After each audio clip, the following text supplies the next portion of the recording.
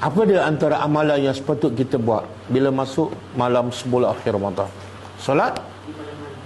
Solat di malam hari. Habis solat siang hari tak solat? Tak, yang pertama sekali untuk dapat Lailatul Qadar, jaga solat siang hari. Ada orang yang solat siang hari 5 waktu ni dia cuai, dia lambatkan, dia lewatkan. Kadang-kadang yang lelaki tak pergi solat jemaah, solat 5 waktu. Tiba-tiba malam berjaga malam nak dapat Lailatul Qadar, tak dapat. Sebab apa? Dalam satu hadis kursi Allah kata, tidak ada seorang hamba yang mendekatkan dirinya kepadaku dengan amalan yang paling aku suka kecuali amalan fardu. Jadi nak dapat Lailatul Qadar kena buat yang paling Allah suka dulu. Apa dia? Solat 5 waktu kena sempurna. Kalau lelaki pergi solat Jumaat. Kalau perempuan jangan solat lambat. Yang kedua, puasalah. Puasa tu kena jagalah, puasa orang yang bertakwa. Jaga mata, jaga mulut, jaga telinga. Kalau orang maki ke, orang kata bodoh ke, kita jawab apa? Saya berpuasa. Tapi jangan tambah pula, saya berpuasa, tunggu lepas raya.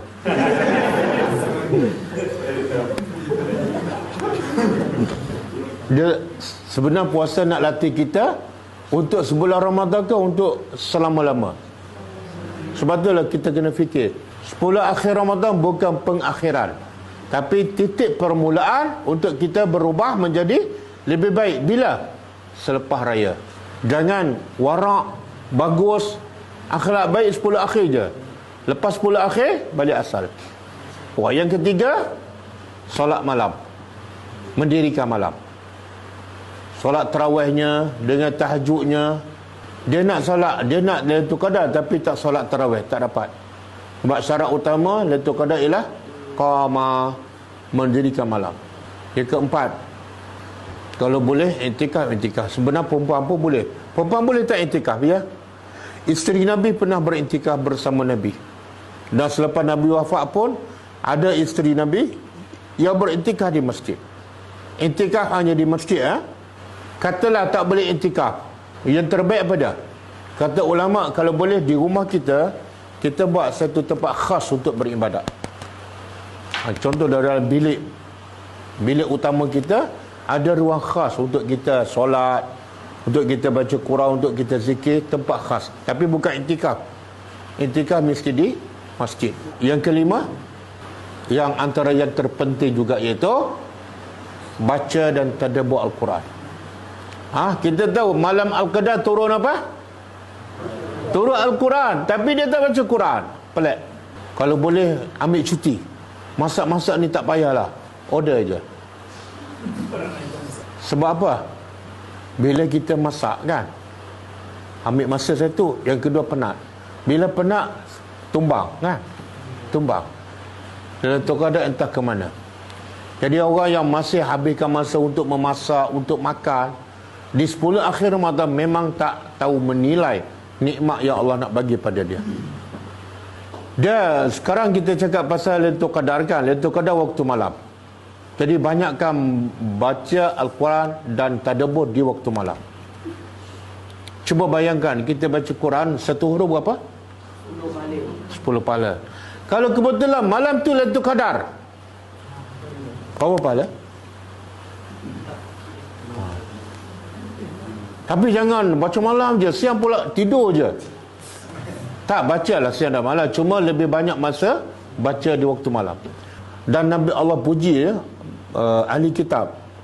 Allah kata ahli kitab minta sama, ada yang kufur, ada yang seleweng, tapi ada yang beriman. Dan Allah puji yang beriman. Apa dia? Ummatun qa'imah, satu kumpulan yang istiqamah beriman kepada Allah. Dan Allah puji membaca ayat-ayat Allah di waktu malam. Yatluna ayatillah ana al-lail. Dia baca ayat Quran di waktu malam, terpuji. Sebab apa baca waktu malam lebih baik? Allah kata apa? Inna nasyi'atal laili hiya ashaddu wat'an wa aqwamu qila. Malam tu Allah kata lebih terkesan bacaannya pada hati kita. Yang keenam, bila malam 10 akhir Ramadan baca 3 kali Qul Huwallah. Apa kelebihannya? Khatam Quran. Satu Qul Huwallah tu sama dengan 1/3. Kalau 3 kali baca, kita dapat pahala khatam Al-Quran. Kalau kebetulan kita baca malam tu Lailatul Qadar, berapa kali kita khatam? Kita dapat pahala khatam setiap malam selama lebih 83 tahun. Okey, baca sekarang 3 kali Qul Huwallah. Bismillahirrahmanirrahim. Qul huwallahu ahad, Allahus samad. Lam yalid wa lam yulad wa lam yakul lahu kufuwan ahad. Bismillahirrahmanirrahim. Qul huwallahu ahad, Allahus samad. Lam yalid wa lam yulad wa lam yakul lahu kufuwan ahad. Bismillahirrahmanirrahim. Qul huwallahu ahad, Allahus samad. Lam yalid wa lam yulad wa lam yakul lahu kufuwan ahad. Jangan pula lepas ni tak baca Quran langsung, 3 kul je baca. Tak. Yang khatam tu kelebihan lain. Tapi kalau kita tak sempat nak khatam, bacalah 3 kul. Yang ketujuh, baca 2 ayat akhir surah Baqarah. Jangan lupa. Mungkin sebelum ni kita baca kan, tapi untuk 10 akhir ni jangan biarkan kita tak baca. Apa dia 2 ayat akhir surah Baqarah? Apa kelebihannya? Nabi kata man qara'a ayataini min akhir surah Baqarah kafatahu. Siapa baca 2 ayat terakhir surah Baqarah, kafatahu. 2 ayat ni cukup baginya. Apa makna cukup? Kata ulama pertama, cukup daripada bangun malam. Dia tak bangun malam pun cukup dengan 2 ayat ni. Cuba bayangkan kalau malam tu kebetulan Lailatul Qadar. Berapa malam dia cukup? Kalau malam tu Lailatul Qadar. Tiap malam selama lebih 83 tahun.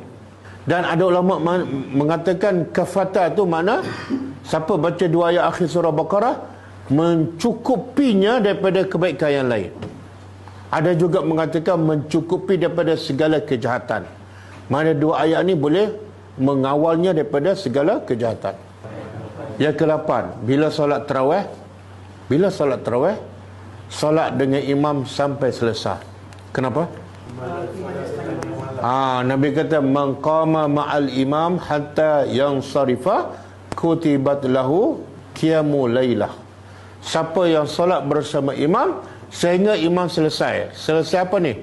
Kalau tarawih saja tarawih lah. Kalau tarawih dengan witir, selesai bersama imam dengan witir, dia dapat apa? Solat sepanjang malam. Cuba bayangkan kalau malam tu kebetulan Lailatul Qadar, dia dapat pahala solat sepanjang malam berapa lama? Lebih 83 tahun solat sepanjang malam. Oh, nikmatnya. Tapi ramai orang kita kan, bila solat 23, 8 dia cabutkan, rugi. Kadang-kadang lagi teruk apa dah? Imam solat 23, dia solat 20. 3 lagi nak habis selesai bersama imam. Kenapa dia tak solat witir bersama imam? Alasannya dia buat kat rumah. Ini orang yang tak cerdik. Sikit lagi. Dia kalau dia solat witir kat rumah, ada jaminan tak dapat pahala solat sepanjang malam? Tak ada. Dia hanya sabar solat witir 3 rakaat bersama imam. Lepas tu dia balik. Lepas balik dia tidur je sampai subuh. Dia dapat pahala apa? Solat sepanjang malam. Kalau kebetulan malam tu Lailatul Qadar, subhanallah. Yang ke-9, pastikan sedekah setiap malam.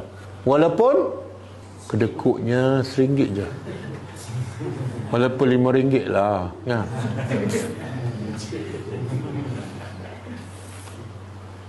Pastikan dia sedekah. Sekarang tak payah cari asnaf kan, transfer je. Transfer kan. Pastikan setiap malam RM5. Kalau kebetulan malam tu Lailatul Qadar, dia dapat apa? Dia bersedekah setiap malam RM5 kali 700 selama lebih 83 tahun. Ajar budak-budak ni. Ada duit kan dalam poket? Bagi. Okey. Jangan tengok yang keluar RM5 tu, tapi tengok yang masuk amal soleh lebih 83 tahun. Kena tukar cara berfikir. Yang ke-10, baca zikir la ilaha illallah wahdahu la syarikalah lahu mulku wa lahul hamdu wa huwa ala kulli syai'in qadir. Apa kelebihannya? Kelebihannya kalau dia baca 100 kali Baca bila ni? Malam lah. Sebab Lailatul Qadar. Kelebihannya Nabi kata seumpama dia memerdekakan 10 orang hamba, dia dapat 10 kebaikan dan dihapuskan 10 kejahatan. Maknanya kalau kebetulan malam Lailatul Qadar, dia bebaskan berapa hamba? 10 hamba setiap malam selama lebih 83 tahun. Lebih pada 1000 lah. Oh, besar tu pahala. Yang ke-11, dia baca zikir Subhanallah, Alhamdulillah, Wala ilaha illallah, Wallahu akbar. Apa kelebihannya? Satu zikir tu dapat satu pokok di surga. Kalau dia zikir malam tu kebetulan Lailatul Qadar, dia dapat berapa pokok? Berapa pokok? Kalilah. Satu pokok kali dengan 365 hari kali dengan lebih 83 tahun. Berapa juta pokok? Ustaz, buat apa pokok banyak-banyak? Saya nak sikit je.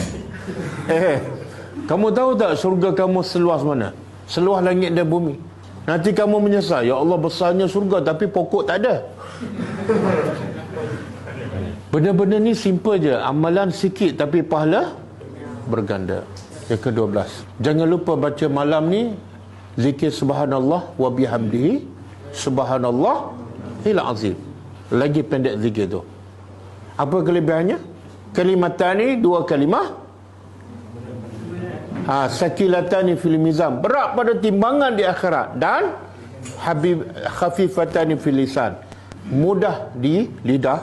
Dan habibatani ila rahman, Allah sangat sayang. Cuba bayangkan, tengah kita berzikir malam tu Lailatul Qadar. Oh, nikmatnya menjadi umat Nabi Muhammad. Amalan sikit tapi pahala besar. Dapat pula Al-Qadar.